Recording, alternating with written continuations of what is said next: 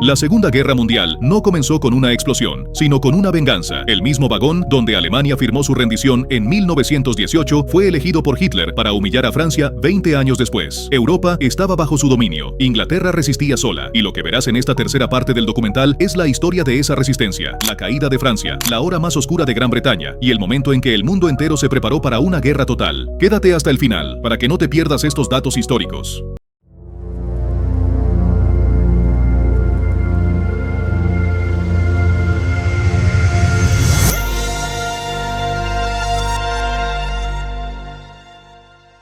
La Primera Guerra Mundial terminó oficialmente en este vagón de tren, donde el mariscal Foch recibió a los delegados del derrotado ejército alemán. Hitler se apoderó de este mismo vagón para lo que creía sería el final de la Segunda Guerra Mundial. El ejército francés había dejado de existir. Hitler era el amo de Europa. Inglaterra parecía destinada a rendirse, pues aunque había rescatado a sus hombres de Dunkerque, no había logrado salvar su equipo militar. Los soldados alemanes cantaban «Navegamos contra Inglaterra».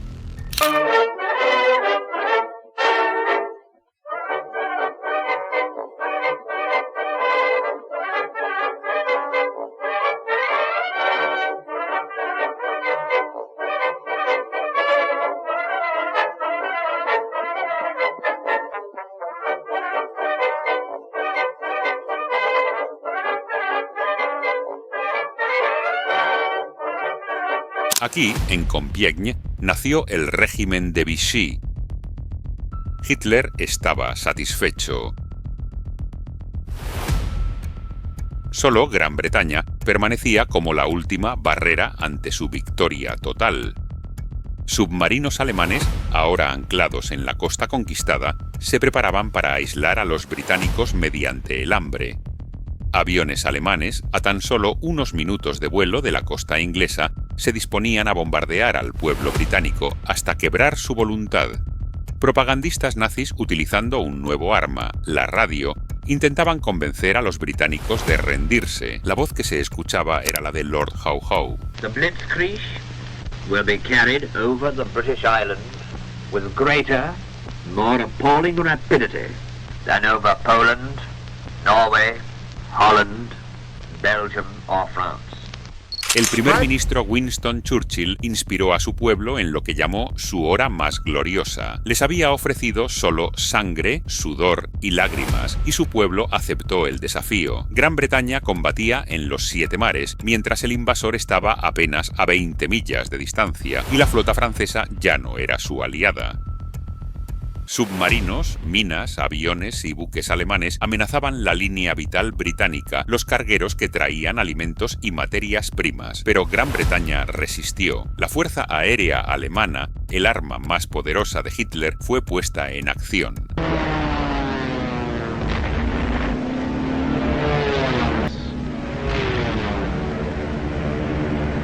Bombardearon puertos ingleses, ferrocarriles y fábricas, intentando cortar el suministro desde su origen. Bombardeaban de día, y cuando la Real Fuerza Aérea derribó más de 180 bombarderos en una sola jornada, comenzaron a bombardear de noche. El rostro de Londres cambió. Monumentos históricos desaparecieron.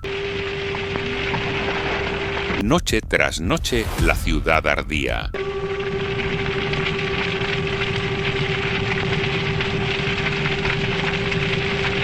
Plymouth fue golpeada. Coventry también.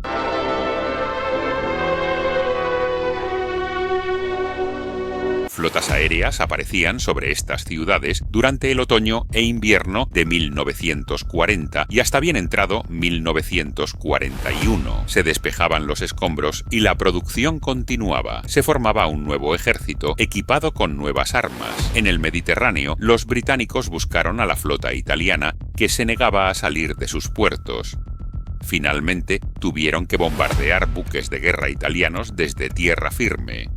Malta, bastión británico, sobrevivió a incesantes ataques aéreos nazis y fascistas.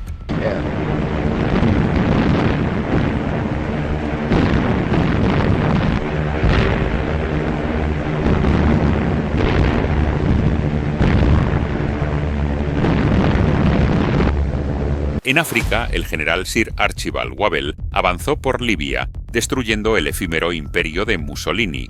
Los británicos capturaron Eritrea y Somalilandia, y en mayo de 1941, Haile Selassie fue restaurado en su trono. Bajo el mando del mariscal Rommel, las fuerzas alemanas se adentraron en Egipto, pero los fascistas italianos ya habían perdido la guerra en África, así como en Europa.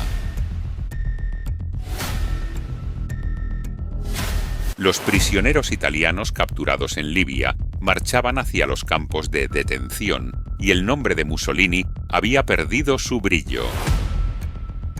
Gran Bretaña aún resistía y un frustrado Hitler volvió su mirada hacia el este. Si la guerra se prolongaba, necesitaría el petróleo y el trigo rusos. Se proclamó nuevamente el gran enemigo del comunismo, a pesar de haber asegurado antes que el nazismo y el comunismo podían coexistir. Ahora afirmaba que aquello no había sido verdad.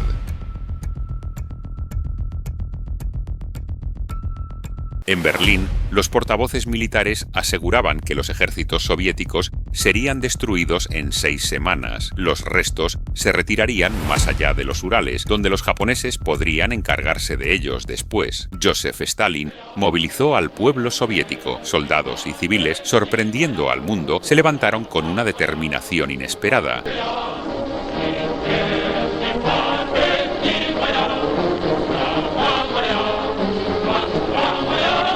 Hombres y mujeres, jóvenes y ancianos, trabajaban contra reloj, cavando trincheras y trampas para tanques.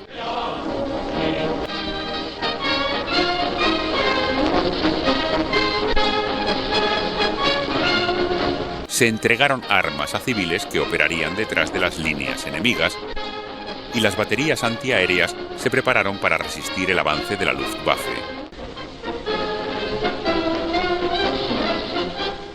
Los rusos estaban decididos a evitar que Hitler tomara lo que deseaba. Cuando la invasión se intensificó, los campesinos incendiaron sus cosechas y sus hogares para dejar solo cenizas al invasor.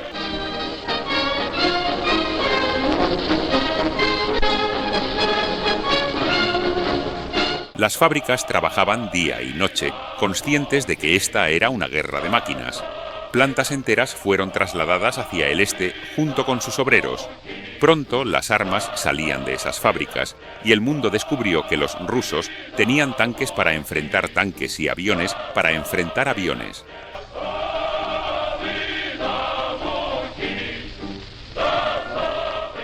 Aunque los soviéticos se replegaban, infligían fuertes bajas al enemigo. Los prisioneros alemanes capturados se mostraban sorprendidos por la feroz resistencia. El invierno halló al ejército ruso aún intacto y las bajas alemanas ya se contaban por millones. Los soviéticos habían resistido y logrado mantener su línea.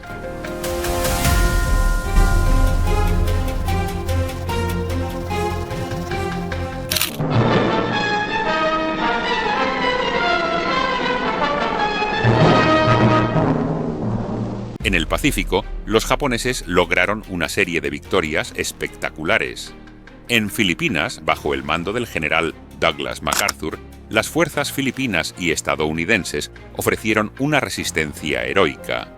Manila fue bombardeada, aunque se declaró ciudad abierta. Finalmente, sin suministros ni refuerzos, Batán cayó solo cuando las tropas habían agotado hasta sus animales de carga. MacArthur estableció su cuartel general en Australia, preparándose para la contraofensiva. Aunque los países democráticos no estaban listos para una guerra total, comenzaron a reorganizar su producción. En marzo de 1941 se aprobó la Ley de Préstamo y Arriendo, que transformó a Estados Unidos en el arsenal de las naciones libres. Se inició la conversión de la industria civil en industria de guerra. Fábricas de aviones, buques, tanques, armas y municiones. Se reunieron los recursos naturales: hierro, acero, petróleo y carbón. Se expandió la marina, llamada a combatir en todos los océanos, y se entrenaron ejércitos modernos con nuevas tácticas y armamento.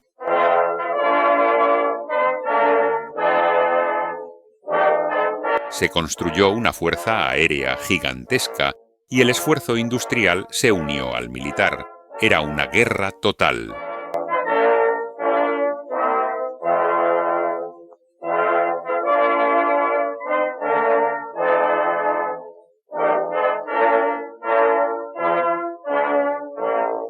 Nueve países latinoamericanos rompieron relaciones con el eje: Colombia, Bolivia, Brasil, Ecuador, México, Paraguay, Perú, Uruguay y Venezuela.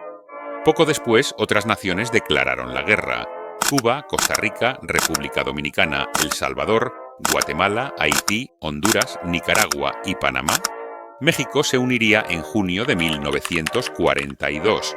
Aún en los países ocupados, la voluntad de resistir sobrevivía. Holandeses, belgas, yugoslavos, griegos, checos, filipinos, polacos, noruegos y franceses libres continuaban luchando. En esta guerra, los pueblos del mundo luchaban por un futuro sin guerra para sus hijos. Gran Bretaña, más fuerte en su tercer año de guerra, atacaba los cielos de Europa ocupada con grandes escuadras de bombarderos. Rusia combatía con tenacidad incomparable, sin pedir ni ofrecer clemencia. China, paciente y resistente, seguía luchando como lo había hecho sola durante años, y los pueblos de América, con sus recursos y trabajo, luchaban en los campos, las fábricas y los mares, enfrentando una guerra dura y prolongada, pero una guerra que estaban decididos a ganar.